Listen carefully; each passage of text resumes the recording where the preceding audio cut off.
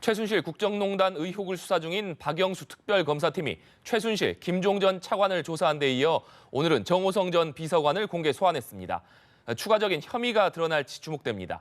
김광덕 전 한국일보 정치부장, 차재원 부산 카톨릭대 교수 모셨습니다. 두 분 어서 오십시오. 안녕하세요. 네. 먼저 오늘 성탄절임에도 불구하고 박영수 특검팀 굉장히 분주한 하루를 보내고 있습니다. 정호성 전 비서관을 지금 공개 소환해서 조사를 하고 있는데요. 이 최순실 씨와 김종전 차관 그리고 이 정호성 비서관 등 핵심 참고인들을 계속해서 줄 소환하고 있는데 교수님, 네. 이 아무래도 핵심 의혹을 정조준하는 전공법을 특검팀이 택했다 이렇게 봐야 될까요? 그렇죠. 축구에 이런 말이 있지 않습니까? 닥치고 공격이라고. 지금 이제 특검팀은 아마 닥치고 수사를 할 수밖에 없는 상황입니다. 지금 수사기간이 70일이고 추가로 30일 할 수 있는데 그건 뭐 될지 안 될지 모르기 때문에 그렇다고 하면 수사기간이 이렇게 짧다고 한다면 아무래도 가장 그 핵심 피의자인 이 지금 그 최순실, 김종, 정호성 비서관을 불러서 조사를 할 수밖에 없는 거죠. 그런데 오늘 그 이철규 특검보가 오늘 발표를 했지 않습니까? 네. 지금 정호성 비서관에 대해서는 추가 범죄 개입 의혹에 대해서도 조사를 하고 있다.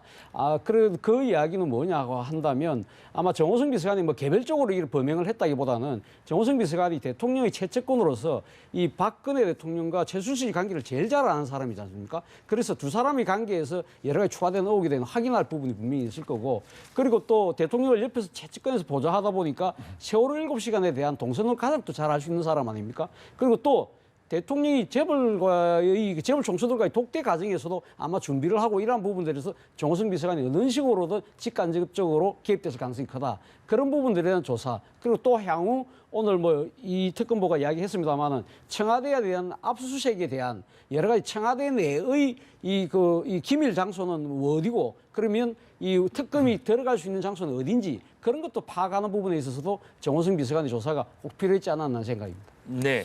이거에 대해서 저도 이야기를 하자면요. 지금 특검이 주력해야 될 게 크게 세 가지 관점에서 볼 수 있습니다. 하나는 검찰이 밝히지 못한 거를 지금 밝혀야 되는 이런 게 있고요. 그거는 대표적으로 뭐냐 하면 대통령의 과연 뇌물죄, 제3자 뇌물죄가 적용될 수 있느냐 이건데, 이거는 결국에는 삼성이 이제 최순실 모녀를 위해서 여러 가지 승마와 관련해서 지원하지 않았습니까? 그 수십억 지원한 게 혹시 이게 삼성의 합병, 제일모직이나 삼성물산의 합병과의 어떤 대가성 여부가 있는 거 아니냐 해가지고 대통령과 이런 최순실의 제3자 뇌물죄, 요거를 밝히는 게 소위 일종의 검찰에서 밝히지 못한 걸 가장 주력하는 사항이고, 두 번째는 뭐냐 하면 여론을 굉장히 의식해야 되는 측면이 있어요. 특검은 검찰이 못한 걸 여론을 의식하고 또 국민이 궁금해하는 걸 밝혀야 되는 게 있는데, 굉장히 여론을 의식해서 정유라 씨의 지금 부정 입학이라든가 정유라 씨 여러 의혹을 조사하는 거는 바로 그 여론을 굉장히 의식한 겁니다. 그래서 지금 크리스마스 때임에도 불구하고 많은 사람을 소환하는 거는 우리가 이렇게 열심히 하고 있다는 걸 보여주는 건데, 그런 게 있고 또 국민적 관심사로 의혹을 풀어줄 게 세월호 7시간 이거를 이제 밝히는 게 필요하고, 또 하나는 헌재가 지금 주요 쟁점으로 설정한 게 있습니다. 5가지로 설정했는데 거기에는 최순실의 국정농단이라든가 바로 세월호 7시간 등 생명권 보호 의무 위반 여부, 그다음 뇌물수수 이런 헌재의 주요 쟁점들을 수사를 함으로써 헌재하고 또 상호작용을 하지 않습니까? 이런 걸 밝히는데 지금 주력하고 있습니다. 네, 방금 정 전 비서관에 대해서도 여러 가지 혐의를 말씀해 주셨는데 또 이 특검팀이 김종전 차관을 다시 소환해서 또 조사를 했습니다. 하 교수님, 이 부분은 아무래도 김기춘 실장이나 우병우 수석을 겨냥했다 이렇게 봐야 될까요? 오늘 이철규 특검보의 이야기는 어제 15시간 조사를 했는데 좀 조사가 덜 마무리가 안 됐어. 그래서 불렀다고 하지만 아무래도 지금 이 김종전 차관 같은 경우는 그 김기춘 비서실장하고 관계가 상당히 이번 국정조사 청문 특위에서도 상당히 드러나지 않았습니까? 이 부분에 대해서 지금 김기춘 비서실장이 어떤 역할을 했는지 부분을 아마 캐물었지 않았나 생각입니다. 김기춘 비서실장 같은 경우는 이 문화체육관광부의 1급 인사를 전격적으로 다 교체를 한 측면이 있잖아요. 그런 부분에 있어서 과연 김기춘 실장이 어떤 의도로 했는지 그 부분을 당시 차관이었던 김종 차관을 이야기를 들었을 거고, 그와 관련해서 유진영 전 장관도 참고인으로 아마 소환을 했다는 이야기도 지금 있습니다. 그리고 또 하나는 지금 본인 김종 차관 스스로가 김기춘 비서실장한테 뭐 평창 동계올림픽 조직위원회 부위원장을 뭐 이렇게 인사청탁하는 그런 부분들도 있는 거고요. 또 하나 문제는 지금 김종 차관 같은 경우는 이 최순실 씨 일가와 삼성과의 연계고리 역할도 분명히 한 측면이 있거든요. 지금 최순실 씨의 조카인 장시호 씨가는 동계스포츠 영재센터, 네. 예, 거기에다가 그 제일모직의 그 사장에게 압력을 넣어서 16억이라는 돈을 지원해주게 한 부분, 그 부분들이 삼성과의 어떤 대가가 이루어졌는지 이런 부분들을 아마 조사하는 데서 김종 차관이 아마 핵심적으로 질문을 받았지 않았나 저도 생각합니다. 보완해서 이야기하자면 김종 차관은 크게 두 가지입니다. 하나, 김종 차관은 일단 체육계 대통령으로 알려지지 않아요. 그 정도 체육계 영향력을 행사했는데 그 과정에서 김종 차관이 최순실의 이권 개입, 이런 체육계 이권 개입에 얼마나 도와주는 역할을 했느냐. 그래서 이제 얼마 전에 고영태 씨가 청문회에서 그러지 않았습니까? 김종 전 차관은 최순실 씨의 수행비서 같은 역할을 했다. 그래서 그런 심부름을 얼만큼 했느냐. 그게 이제 하나고 또 하나는 아까 말했지만은 자기 인사 개입 과정에서 김기춘 비서실장이 어떤 인사 부탁을 하고 아까 말씀한 것처럼 그런 거에 어떤 연계고리 그런 두 가지 점을 크게 조사할 거로 보입니다. 네, 오늘 또 이 특검에 발표한 내용 중에 주목되는 부분이 이 청와대에 대한 공개 압수수색 방침을 밝혔거든요. 이 네. 부분은 어떤 의도가 있다고 봐야 될까요? 예, 일단은 청와대에 대한 압수수색은 두 가지 측면에서 의미가 있습니다. 그러니까 하나는 뭐냐면 대통령의 여러 가지 의혹들, 여러 가지 뇌물죄라든가 여러 가지 세월호 7시간이나 이런 걸 규명하기 위해서는 청와대를 직접 압수수색해서야 더 구체적인 증거를 찾아야 되는 거 아닙니까? 그런 측면에서 필요하고 또 하나는 대국민 아까 여론도 굉장히 중요하다는데 국민들 앞에서 검찰은 지금 청와대 압수수색을 못하지 않았습니까? 거기에 대해서 분명하게 청와대에 실제로 들어가서 공개적으로 압수수색하는 모습을 보여줘서 특검의 어떤 신뢰를 높이고 더 구체적인 증거를 찾는 이런 걸 하는데 저는 이 압수수색은 또 너무 늦어지면 봐주기 아니냐라는 이야기가 나오거든요. 그 사이에 다 증거 인멸을 해버릴 수가 있기 때문에 그래서 저는 청와대 압수수색은 연내할 가능성이 있지 않은가. 다음 연내라면 다음 주가 이번 새해도 들어오죠. 이번 주가 되는 셈인데 조효옥 그래서 대위도 세월호 7시간 관련 굉장히 중요한데 어젯밤에 새벽까지 네. 조사했다는 거 아닙니까? 근데 조효옥 대위는 지금 참고인입니다만은 그래서 조효옥 대위도 그런 압수수색 과정에서 필요하기 때문에 조효옥 대위에 대해서 출국 금지를 하는 방안도 지금 검토하고 있다는 걸로 알려져 있습니다. 지금. 네. 그런데 지금 청와대 압수수색과 관련해서는 뭐 지난번 그 검찰도 시도를 했다가 결국 실패하지 않았습니까? 네. 그리고 이 국회 국조조사 청문특위도 현장 조사를 하다가 거부를 당했는데 그 거부당한 이유가 결국은 청와대가 군사보안시설이라는 것 때문이거든요. 그렇기 때문에 아마 특검은 조혜옥 대위나 정호성 전 비서관 같은 경우에 앞서도 제가 말씀드렸지만 청와대 내에서 가면 군사보안시설이 아닌 지역이 어떤 지점인지 그 분명한 부분을 가려내서 청와대로 하여 청와대가 거부를 못하도록 그 거부할 명분을 없도록 소위 말하는 서지컬 스트라이크 외과 수술적으로 딱 국소적으로 딱 치고 들어가는 그런 압수수색 영장을 제시를 함으로써 청와대가 거부할 논리를 방어하려고 하는 그런 목적에서 조혜옥 대위나 정호성 비서관을 아마 강하게 신문하지 않았을까 하는 생각입니다. 근데 청와대 압수수색하는 과정에서 지금 제일 관건이 뭐냐 하면 청와대 경호실에는 실제로 국가 보안상 접근해서는 안 되는 데가 있습니다. 그래서 그런 데까지 가서 꼭 필요한 게 아니라면 거기 가서 협조를 얻어서 뭐 할 수는 있겠지만 청와대에서 그렇지 않은 곳에 갈 수 있는 거고 이제 결국에는 대통령 관저 있지 않습니까? 대통령 관저는 이제 아무나 못 들어가는데 대통령 관저를 진짜 국가 보안 시설로 볼 수 있는 건지 이 관저에 대한 압수수색 여부가 지금 하여튼 초미의 관심사가 되고 있습니다. 그런데 차 교수님, 그 지금까지 청와대 압수수색은 주로 이제 청와대에 가서 자료를 제출받는 형식으로 진행돼 그렇죠. 왔었는데 네. 그렇다면 특검이 실제로 이번에는 청와대에 들어가서 압수수색을 할 수 있다고 보시는 건가요? 아니 그래서 그걸 들어가기 위해서 지금 이제 청와대의 거부 논리를 허물어뜨리기 위해서 그러니까 군사 보안 시설이 아닌 부분에 대해서 영장을 제시를 하려고 하는 거죠. 그러니까 지금 청와대 만약에 지금 이 그 외부 문건이 나가고 들어가고 하는 부분에 있어서는 청와대 서버 같은 걸 압수수색해야 되잖아요. 그런 부분에 대해서 과연 군사 보안 시설인지 아닌지는 청와대 초기 논리는 군사 보안 시설이라고 하지만 정호성 비서관을 통해서 이것이 과연 거기 군사 기밀이 들어가는 서버가 따로 있는지 별도의 서버가 있는지 그런 여러 가지를 알고 나면 압수수색 영장을 청구를 하고 그걸 갖고 들고 가서 청와대가 거부를 못하도록 하는 하나의 방패막을 만들 수는 있다는 측면에서 아마 그런 부분에서 아마 상당히 신경을 써서 오늘 정호성 비서관에 대해서 신문을 하지 않았을까 하는 생각입니다. 네, 결국 이 청와대 압수수색도 결국에는 박 대통령 조사로 가는 하나의 단계라고 봐야 될 텐데요. 그러면 특검팀이 이 핵심 인물들에 대한 조사 그리고 청와대 압수수색 이런 단계를 거쳐서 결국 박 대통령에 대한 직접 조사에 나설 것인가 이런 부분에 대해서 관심이 집중되는데 어떻게 보십니까? 네, 그래도 지금 특검이 역시 최종적인 목표는 박 대통령에 대한 조사고 박 대통령을 과연 뇌물죄로 적용할 수 있는지 그다음에 아까처럼 세월호 7시간을 규명하는 사실 이게 아주 핵심이에요.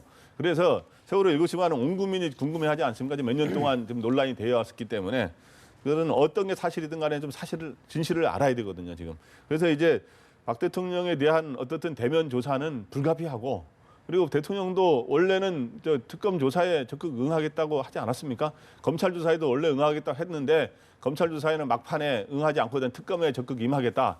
예, 중립성이 보장된다면이란 전제를 달았습니다만은 지금은 어떻든 특검은 대통령이 어떻든 야당이 추천해서 대통령이 임명하는 과정을 거쳤기 때문에 중립성의 논란을 제기할 수는 없는 상황이고 그래서 응해야 되는 거고 그래서 저는 청와대 압수수색 제 감으로는 제가 뭐 법조에 확실하게 취재하지는 않았습니다만은 감으로는 청와대 압수수색은 연내에 조속히 더 이상의 이런 증거 인멸이 하기 전에 연내하는 게 바람직하고 대통령에 대한 조사는 내년 초로 이렇게 가면서 이어지는 단계를 밟지 않을까 이런 생각이 듭니다. 그래서 대통령도 적극적으로 임해서 국민들한테 최소한 그게 국민에 대한 도리인 것이죠. 그래서 그런데 이제 장소가 어디냐?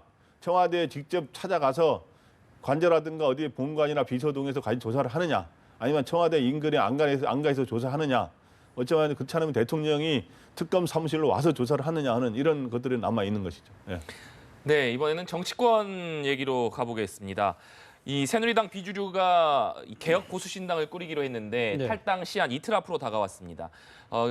지금 이 개혁 보수신당을 꾸리겠다는 비주류의 계획으로는 탈당하자마자 원내 교섭단체에 등록을 하고 곧바로 원내대표를 뽑는다는 계획인데요. 결국 관심을 끄는 것은 어느 정도의 규모가 탈당할 것이냐. 네. 20명이 넘더라도 네. 그 이상 최대한 몇 명까지 될 것이냐가 가장 관심일 수밖에 없는데 이 탈당 규모를 판가름할 변수 뭐라고 보십니까? 저는 아무래도 앞서 말씀하신 것처럼 지금 이제 그 교섭단체를 구성할 수 있는 20명은 넘지만 과연 지금 제3당의 위치까지 갈 수 있느냐가 첫 번째 관건일 것 같습니다. 제3당이라고 한다면 국민의당이 지금 38석이지 않습니까? 그렇다면 38석을 넘어갈 수 있느냐가 첫 번째 관건인데 지금 뭐 보도되는 바로는 또 제가 뭐 지금 취재해본 바로는 한 30명 정도가 일단은 탈당을 할 것 같습니다. 그러나 지금 앞으로 지금 이제 진행되는 그 신당의 여러 가지 그 추진 방향에 대해서 만약 공감하는 의원들이 나온다고 한다면 아마 그 규모는 좀 더 늘어날 가능성이 큰데요. 그와 관련해서 가장 중요한 기준은 제가 봤을 때는 과연 보수 개혁이라는 부분의 이 정책이 어떠한 정책으로 지금 진행될 것이냐는 부분인데 이와 관련해서 뭐 지금 어제 신문에 보니까 지금 보수 신당이 그러니까 보수 개혁을 이 그 옛날 그 영국의 그 지금 디즈데일리식 네. 그 보수당이 이야기를 하고 있거든요. 그러니까 당시 디즈데일리가 어떤 식으로 했냐면 보수의 기조 위에서 사회개혁과 노동조건 개선 또 노동자들의 참여를 넓힘으로써 이 조금 이 보수가 상당히 좌클릭을 통해서 외연을 확장하는 그런 방향을 좀 취했단 말입니다. 그렇기 때문에 아마 이번에 그 지금 그 개혁 보수 신당도 그런 노선을 취하게 됐을 경우에 그에 따른 여론 추이가 상당히 호응이 좋게 나타난다 한다면 중도파 의원들이 조금 시간은 조금 좀 거리는 두겠습니다만은 들어올 수 있는 여지가 넓어질 것이다. 그리고 가장 궁극적인 하나의 변수는 결국 내년 초에 지금 한국이 귀국하게 되는 반기문 유엔 사무총장이 개혁 보수 신당에 몸을 담을까의 여부인데 당장은 그렇게 쉽게 이 몸을 담을 가능성은 없어 보이기 때문에 바로 이 점에 있어서 개혁 보수 신당이 과연 반기문 유엔 사무총장을 어떻게 끌어올 것이냐가 하나의 관건이 되지 않을까 생각합니다. 저는 개혁 보수 신당이 앞으로 이제 몇 명 탈당하느냐라든가 앞으로 잘 되느냐의 여부는 크게 세 가지에 달렸다고 봅니다. 첫째, 초반에 이 출범을 시킬 때의 당의 지지율, 특히 이 새누리당의 전통적 기반 지역인 영남권의 여론이 어떻게 되느냐, 이게 굉장히 중요한 변수가 되고 두 번째는 아까 말한 반기문 총장과의 앞으로 이제 왔을 때 조기에 손을 잡고 연대를 하느냐 하는 게 논란이 되고 그 다음에 당을 주도 세력인 김무성과 유승민 의원, 그러니까 소위 KI의 연대와 협조가 잘 되느냐 이런 것들이 관건이 되는데 지금 현재 초반에는 지금 현재 여론에서 보면은 지금 3, 4명이 탈당한다고 그러고 있지 않습니까, 현재? 네. 그러면 그 중에 이제 일단 지역 여론의 부담 때문에 조금 늦추는 사람까지 있다 보면 처음엔 한 30명 전후가 탈당하게 될 겁니다. 제가 알기로. 이게 타는데 거기서 이제 국민의당 38석을 넘을 수 있느냐는 건 그 위의 과정인데 일단은 현재로서는 여론조사 지지율을 보면 지금 친박의 새누리당과 저희 비박의 개혁보수신당을 조사하면 비박의 개혁보수신당이 약간 높게 나타나고 있어요. 근데 이제 그게 과연 지속이 가능한지 왜냐하면 그런데 재밌는 거는 지금 현재 이번에 그 임명진 비대위원장을 새누리당이 지명하지 않았습니까? 내정했는데 이 최근에 주말에 이 보수 언론들의 특히 신문 같은 경우에 지면 구성을 봐보세요. 지면 구성 보면은 비박계 신당은 아주 큼지막하게 보도하고 이 임명진 비대위원장은 아주 조그만하게 보도하는 그런 양태가 나타나고 있어요. 그거는 이제 새누리당의 그냥 부담인데 어떻든 이런 모든 것까지 영향을 줄 수 있는 거는 초반에 결국엔 국민들이 여론이 어느 쪽으로 가느냐, 특히 정통 보수 세력들의 지지가 어느 쪽으로 가느냐 이게 관건이 될 것 같습니다.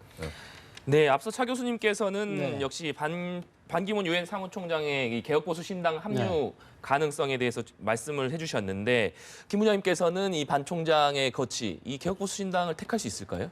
네, 반 총장은 결국에는 비박계하고 손 잡는 생각을 할 거고 비박계는 진짜 반기문이라는 소위 말해서 그 하늘에 있다가 지금 땅에 내려오려고 하는 반기문 총장하고 지금 만나기 위해서 사실은 탈당하는 건데 사실 반기문 총장이라는 외부의 그 배터리가 없으면 사실 이 정도 탈당 동력이 생기지는 않습니다, 사실은.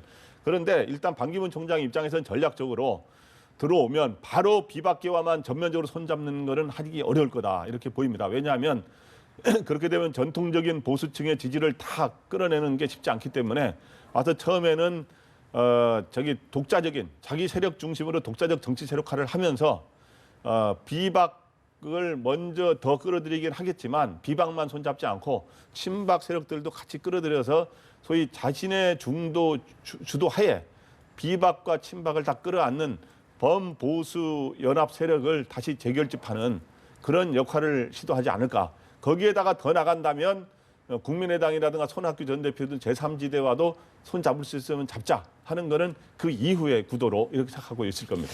저는 뭐 지금 반기문 총장이 지금 들어오신다고 하더라도 지금 당장 앞서 뭐 말씀하신 것처럼 뭐 선뜻 지금 개혁 보수신당하고 손을 잡지는 않을 것 같습니다. 그 반기문 총장의 입장에서 본다고 한다면 물론 뭐 그 안에 들어가서 지금 뭐 그러니까 유승민, 오세훈, 뭐 남경필 이런 분들하고 경선을 하면 상당한 바람을 일으킬 수 있겠죠. 그러나 이 본인 스스로가 지지율은 높지만 아직 정치적인 초보거든요. 그렇기 때문에 같이 잘못하게 경선전에 휘말리들 경우는 이 반기문의 색깔을 보여주기도 전에 기존 정치에 완전히 지금 이제 희석돼 버릴 수가 있다는 거죠. 그렇기 때문에 상당 기간은 조금 뭐 그렇게 지금 조기대선이기 때문에 그렇게 오래지는 않지만 반기문 스스로의 정치적 색깔을 내보이는 기간 동안 그 기간을 통해서 국민적 지지율을 좀 더 끌어올리고 난 뒤에 그걸 동력으로 해서 비박하고 손을 잡아서 그 비박당이 자신의 이 반기문의 이미지가 더 치러져서 반기문의 이미지가 훨씬 더 놓아 보이면서 두드러 보이면서 새로운 정치의 모습으로 가꿔질 수 있는 그러한 상황으로 어느 정도 환경이 조성될 때 아마 손을 잡지 않을까. 그렇다고 한다면 지금 그 개혁보수신당 입장에서는 아마 반기문 총장의 이러한 상당히 뜸들이는 태도를 두고 내부적으로 반발이 나올 수도 있다. 예를 들면 지금 김무성 전 대표 같은 경우는 반기문 총장에 대해서 문호를 살짝 내려놓자는 입장이지만 유승민 의원 같은 경우는 정치성을 따져봐야 된다고 좀 시시비비를 거는 측면이 분명히 나타나는 이유가 바로 거기에 있지 않을까 하는 생각입니다. 네, 이 개혁보수신당의 탈당을 예고한 가운데 새누리당 그 임명진 비대위원장, 그러니까 임명진 비대위가는 이번 주에 또 출범을 합니다. 임명진 비대위원장 같은 경우에는 국민의 눈높이에 맞는 쇄신을 할 것이다 이렇게 얘기를 했는데요. 이 가장 주목받는 부분이 역시 이 인적 청산 아니겠습니까? 네, 이 그렇죠. 임명진 비대위원장 내정자 이 인적 청산 가능할까요? 인적 청산이 어떻든 어느 정도 돼야 새누리당이 소위 말해서 새로 태어나는 모습을 보여줄 수 있기 때문에 그거는 필수 과제입니다. 그래서 지금 임명진 위원장이 내정된 이후에 기자회견 같은 데 보면 크게 이제 그 두 가지가 있거든요. 친박의 청산이라고 하는 거는 박근혜 당해라는 거를 이 색을 빼야 되는데 거기에는 핵심은 박근혜 대통령이 과연 탈당이나 출당이 가능하냐 하는 문제하고 친박 핵심 인사들의 과연 이 완전한 이선 후퇴가 가능하냐 이게 핵심 주제인데 이번에 취임한 후에는 그 두 문제에 대해서는 약간 좀 신중하게 답변을 했어요. 대통령이 출당이라고 하는 거는 비록 윤리가 결정하더라도 최고위의 승인을 받아야 되기 때문에 절차가 필요한 것이고 그다음에 이 친박 중진들의 소위 이선 후퇴는 본인들의 스스로 잘 결정해야 될 거 아니냐라는 식으로 이야기했는데 그건 뭐냐 하면 현재 본인에 대해서 지금 박상호 등 친박 핵심세들이 굉장히 그 지지층들이 반대하고 있지 않습니까? 그러면은 전국위를 비록 통과하는 과정에서 일단은 반대 그 걸림돌이 될 수 있기 때문에 일단 전국위를 통과한 뒤에 이 소위 말하는 대통령의 탈당 문제라든가 친박의 이선 후퇴 문제를 강하게 드라이브를 해야만이 소위 말해서 본인이 저승사자로서 소위 이 새누리당을 해체하고 재창당하는 그런 모습을 가질 수 있지 않을까. 그래야 옛날에 그 더민주에서 김종인 대표를 그 더민주가 진보 세력인데 보수적인 사람을 끌어들여가지고 소위 저승사자 역할을 시켜서 당이 새로 태어난 거 아닙니까? 마찬가지로 이게 보수정당에서 좀 진보적 색채의 임명진 비대위원장을 끌어들여가지고 제2의 김종인을 만들어보겠다 하는 생각을 좀 하고 있더라고요. 보니까 과연 그게 가능할지는 바로 그 친박 핵심 인사의 퇴진 문제를 어떻게 정리하느냐 이게 관건이 될 것 같습니다.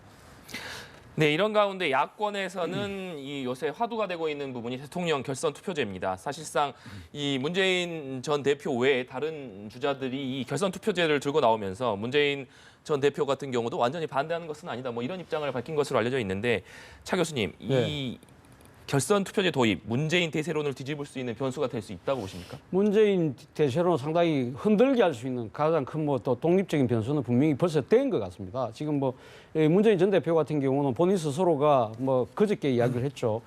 내가 2012년도에 결선 투표제 강력하게 주장했고 공작했는데 하면 되죠. 왜 뭐 그걸 갖고 저한테 공격합니까?라고 이야기를 하지만 그러나 지금 사실 여러 가지 나타나는 걸 봤을 때는 문재인 전 대표가 상당히 이 부분에서 좀 소극적인 태도를 지금 유지하고 있다는 것은 뭐 다들 대다수의 관측이거든요. 근데 그렇게 될 수밖에 없는 이유가 당시 2012년도 같은 경우는 여야 1대1 구도라는 상황에서 이 지금 문재인 전 대표가 반드시 후보 단일화가 필요했는데 후보 단일화 쉽지 않았거든요. 그런 상황에서 후보 단일화가 안 된 상황에서 지금 만약 본선이 진행된다고 한다면 야권이 질 수밖에 없는 상황이었기 때문에 그때는 후보 단일화를 압박하기 위해서라도 결선 투표자라는 것을 이야기할 수밖에 없었지만 지금은 상황이 반전됐다는 것이죠. 지금 여건이 분열됨으로써 지금 1대1 구도가 아니라 다자간 구도로 지금 조기 대선이 진행될 가능성이 상당히 높다는 거죠. 그렇다고 한다면 상당 기간 동안 1위를 고수해왔던 문재인 전 대표 입장에서는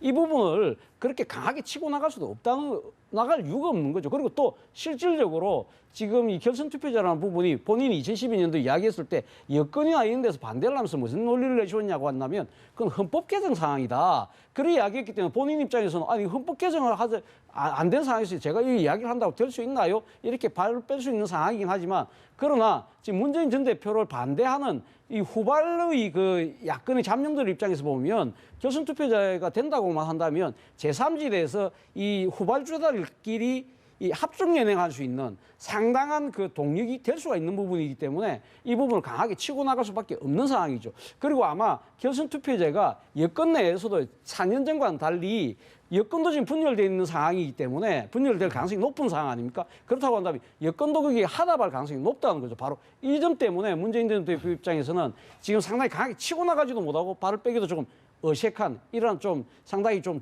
이 진퇴양난의 그런 상황에 빠져 있는 것이 아닌가 하는 생각입니다. 결선 투표제는 일단 개헌 문제하고 달리 이게 야권 내에서 문재인 세력 대 비문재인 세력을 나누는 전선이 되고 있어요. 이 결선 투표제는. 그러니까 문재인 세력이 아닌 쪽은 다 지금 결선 투표제를 원하고 있는데 그럼 왜 그 사람들이 그걸 원하느냐? 결선 투표제가 도입되면 당장 대선 전에 과거에 같은 경우 야권에서 항상 후보 단일화론이라든가 야권 통합론이 제기되지 않았습니까? 이제 그런 것들이 제기되지 않기 때문에 안철수 전 대표라든가 그다음에 이제 정의당 심상정 대표라든가 이런 입장에서는 이게 결선 투표가 있으니까 뭐 단일화하라 야권 통합하라 그런 말이 안 나오기 때문에 자신 있게 일단 대선 그 첫 선거에 자신 있게 임할 수 있는 이런 게 있기 때문에 이 사람들이 강하게 주장하게 되는 거고 문재인 전 대표 입장에서는 대선 판을 흔들 수 있는 결정적으로 룰을 바꾸는 거거든요. 흔들 수 있는 거기 때문에 자기 대선론인데 그걸 원하지 않게 되는 거죠. 그런데 이제 문제는 이게 이제 헌법에는 이 결선 투표제가 안 돼 있기 때문에 이 과연 헌법을 바꿔야 지금 문재인 전 대표는 헌법을 바꿔야 된다는 입장인데 다른 주자들은 아니 법률로서 공직선거법을 보완해서 바꾸면 된다라고 하는데 제 생각으로는 헌법을 아닌 만약에 선거법을 바꿔서 하려면 유력 대선 주자들이 모두가 동의해야만이 동의하지 않고 한쪽에서 하면은 그 선거법으로서의 의미가 없어요. 성립이 안 돼요. 그렇기 때문에 모든 주자가 다 동의해서 한다 그러면 아마 이제 법률적으로 하더라도 아마 동의를 될 겁니다. 그래서 현실적으로 결선 투표제는 이것도 세력을 가르는 역할은 하지만 이번에 도입되기는 개헌이 되기 아닌 이상은 도입되기가 어렵다 이렇게 생각이 됩니다. 네, 결국 결선 투표제도 개헌의 사항이다 이런 말씀을 해주셨는데 지금 여당, 여권, 야권 모두 다 분열되지 않았습니까? 그래서 이 대선을 앞두고 이 사실상 기존의 여야 진영 논리보다는 이제 개헌을 놓고 새로운 진영이 짜여질 것이다 이런 관측들이 나오고 있는데 차 교수님 앞으로 이 개헌을 매개로 어떻게 진영이 좀 짜여질까요? 결국 그 지금 개헌이라는 부분이 그러니까 여야 주자들 간의 합종 연행을 위한 하나의 고리가 될 수밖에 없는 상황이거든요. 바로 그렇기 때문에 지금 문재인 전 대표 입장에서는 본인이 지금 사실 유리한 국민에서 지금 개헌론을 들고 나올 이유가 없는 거죠.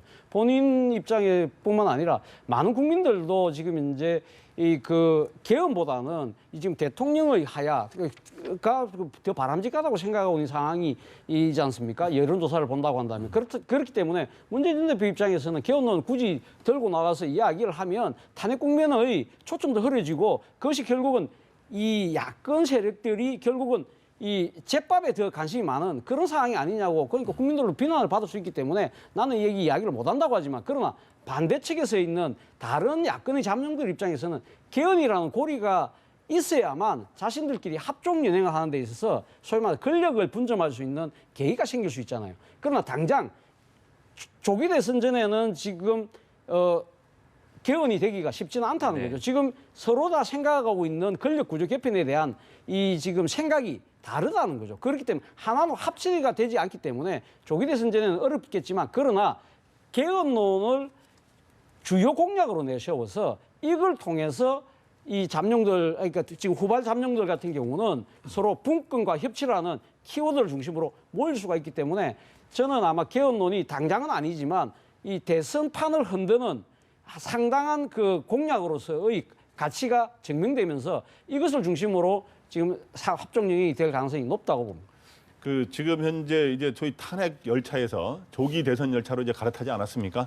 갈아탄 이후에 지금 가장 큰 논쟁의 주제는 뭐냐? 바로 개헌인데요. 개헌이 뭐냐면 이게 대선을 앞둔 이제 삿바 싸움과 룰 싸움의 역할을 하고 있어요. 개선이. 그런데 이제 처음에는 대선 전에 과연 개헌이 되겠느냐 안 되겠느냐 그래서 그렇게 단순하게 전선이 형성됐었는데 지금은 대선 전에 개헌은 사실 어렵습니다. 그런데 지금 대선 최근에 나오는 오히려 지금 논쟁의 그 전선은 어떻게 형성되고 있냐면 대선이 끝나더라도 임기 초에 개헌을 하느냐 안 하겠냐. 그리고 대통령 그럼 임기 단축을 해야 되거든요. 그거에 대해서 지금 현재 개헌론자들 안철수 전 대표만 해도 국민의당이 임기를 단축해서 2018년에 지방선거 때 개헌을 하자. 그다음 박원순 시장도 2019년에 개헌하자. 이런 식으로 임기 단축과 조기 개헌을 약속을 하고 있는데 문재인 전 대표는 바로 그거를 밝히지 개헌을 해야 된다는 원칙에는 반대하지 않지만 그거를 밝히지 않고 있기 때문에 바로 그거를 소위 조기 개헌, 이 새 정부의 조기 개헌을 고리로 그다음 그걸 분권이라고 하는 걸 고리로 많은 문재인이 아닌 나머지 비문 세력들이 손을 잡는 이런 구도여서 이것도 마찬가지로 이거는 여야를 통틀어서 문재인 대 비문재인 또의 구도가 형성되고 있어서 하여튼 이것도 또 지켜봐야 될 것 같습니다. 네, 이번 주에도 이 최순실 국정조사 특위의 구치소 현장 청문회라든지 그리고 비주류의 탈당 여러 가지 정치 일정들이 예고돼 있기 때문에 이번 한 주 역시 주목해봐야 할 한 주인 것 같습니다. 두 분 말씀 여기까지 듣겠습니다. 오늘 말씀 감사합니다.